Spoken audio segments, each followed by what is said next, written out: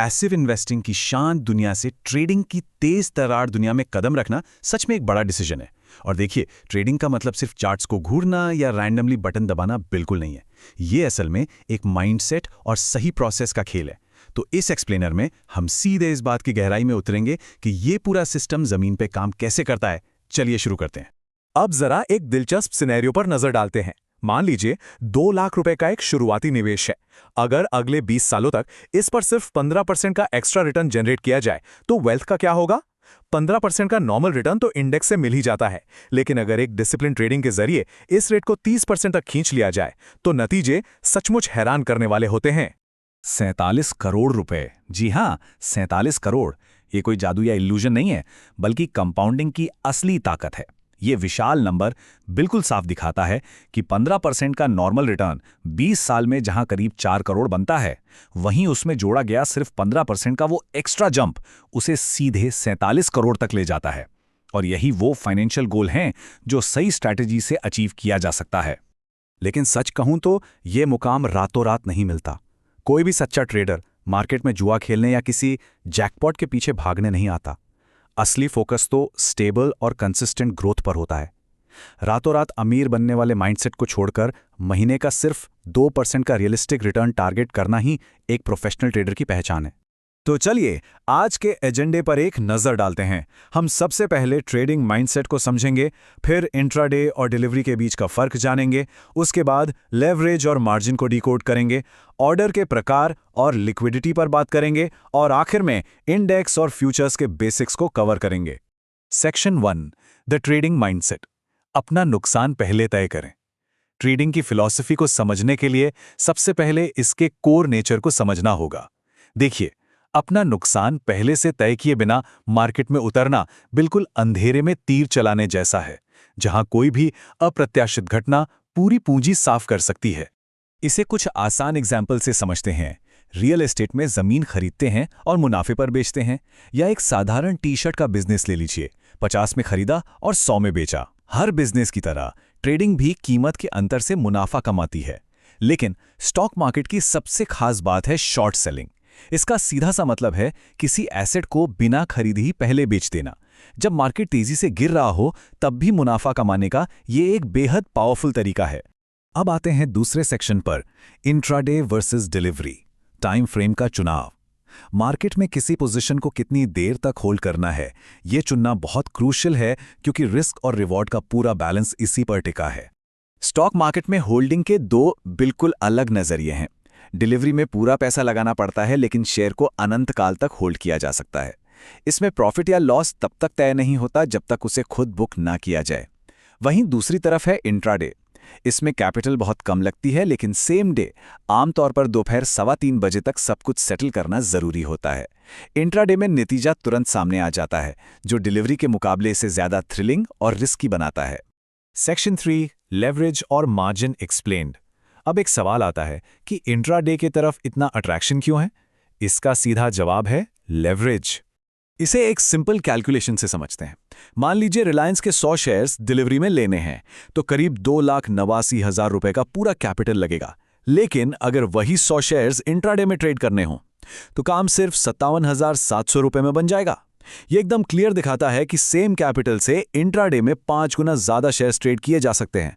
मुनाफे के चांस 5 गुना हो जाते हैं, और हाँ, रिस्क भी बिल्कुल 5 गुना। यहीं पर एक और इंटरेस्टिंग कॉन्सेप्ट आता है, MTF यानी मार्जिन ट्रेडिंग फैसिलिटी। ये ब्रोकर्स की तरफ से मिलने वाली एक फंडिंग सर्विस है, जिसमें स्टॉक खरीदने के लिए 50% तक का फंड मिल जाता है। अगर कोई स्विंग ट्रेडर पोजीशन को एक दिन से ज्यादा होल्ड करना चाहता है, लेकिन पूरा पैसा नहीं फंसाना चाहता, तो ये बीच का रास्ता एकदम परफेक्ट है।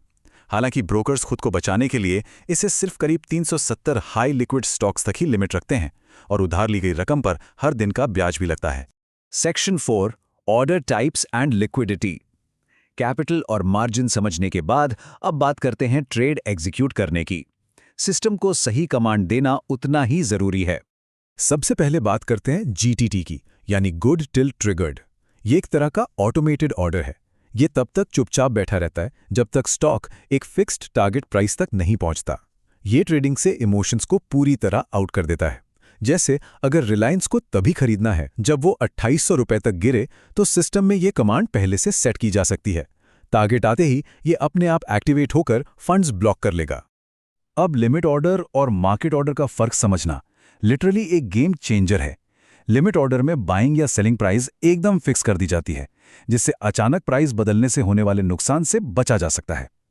इसके उलट मार्केट ऑर्डर करंट प्राइस पर तुरंत एग्जीक्यूट हो जाता है। अगर मार्केट में लिक्विडिटी कम है तो ये बहुत खतरनाक हो सकता है। जो कीमत बायर चुकाना चाहता है और जो सेलर मांग रहा है, उसके बीच का बड़ा गैप पलक झपकते ही एक भारी नुकसान का कारण बन सकता है। इसे एक बहुत ही कमाल की एनालॉजी से समझते हैं। एनएसई और बीएसई बिल्कुल एक ही सोना बेचने वाली दो अलग अलग ज्वेलरी शॉप्स की तरह हैं। आमतौर पर एनएसई वाली दुकान में कस्टमर्स की भीड़ ज़्यादा होती है, जिसका मतलब है वहाँ लिक्विडिटी बेहतर है। इसीलिए मार्केट डेप्थ यानी बायर्स और सेलर्स की लाइव कतार को चेक करना बहुत क्रूशियल है। इससे ट्रेड बिना किसी स्लिपेज के ठीक उसी प्राइस पर पूरा होता है जहां उसे होना चाहिए।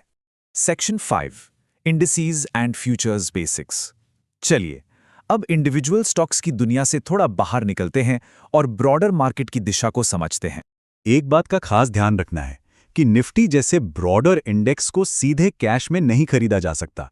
इनमें ट्रेडिंग या तो निफ्टी 20 जैसे ETFs के जरिए होती है या फिर फ्यूचर्स और ऑप्शंस जैसे डेरिवेटिव्स के जरिए। फ्यूचर्स में करीब 8 गुना तक का जबरदस्त लेवरेज मिलता है। पर हाँ, इसमें एक बड़ा कैच है। इन कॉन्ट्रैक्ट्स की एक्सपायरी डेट एकदम फिक्स होती है, जैसे करंट मंथ, नेक्स्ट मंथ या फार मंथ, जिसके आते ही कॉन्ट्रैक्ट समाप्त हो जाता है और सेटलमेंट करना जरूरी हो जाता है। ट्रेडिंग के दौरान एक बहुत ही काम की लाइफलाइन के बारे में भी बात कर लेते हैं। अगर कोई इंट्राडे ट्रेड लॉस में जा रहा है और लगता है कि उसे लॉन्ग टर्म के लिए होल्ड करना चाहिए, तो एक रास्ता है। दोपहर 3:15 बजे से पहले पोजीशन टैब में जाएं, एक्टिव इंट्राडे पोजीशन को सिलेक्ट करें और कन्वर्ट पोजीशन पर क्लिक करके उसे डिलीवरी में बदल लें। बस इसके लिए अकाउंट में पूरा कैपिटल बैलेंस होना जरूरी है। लेकिन इन सब के बीच मार्केट का सबसे बड़ा सेफ्टी नेट क्या है? मार्केट में घुसने से पहले ही अपना स्टॉप लॉस तय कर लेना। सच तो यह है कि शेयर मार्केट में हर किसी को कभी ना कभी लॉस होता ही है, पर उन लॉसेस पर एक सख्त लिमिट लगाना, यानी सिस्टम में एक ऑटोमेटेड स्टॉप लॉस डालना, यही वो इकलौता तरीका है जो इस गेम में लंबे समय तक सर्वाइवल तय करता है। तो इस एक्सप्लेनर के अंत में एक बहुत ही गहरा सवाल सामने आता है। अगर वेल्थ क्रिएट करने के लिए स्टेबल कंपाउंडिंग और सख्त रिस्क लिमिट्स ही चाहिए, तो क्या ट्रेडिंग का असली सीक्रेट मार्केट को प्रिडिक्ट करना है या फिर सिर्फ खुद को कंट्रोल करना? मार्केट की इन तकनीकी बातों को समझना असल में अपने खुद के डिसिप्लिन को साधने का ही एक जरिया है। एक कामयाब ट्रेडर बनने की दिशा में ये एक बेहद अहम विचार है। जरा इस बारे में सोचिएगा।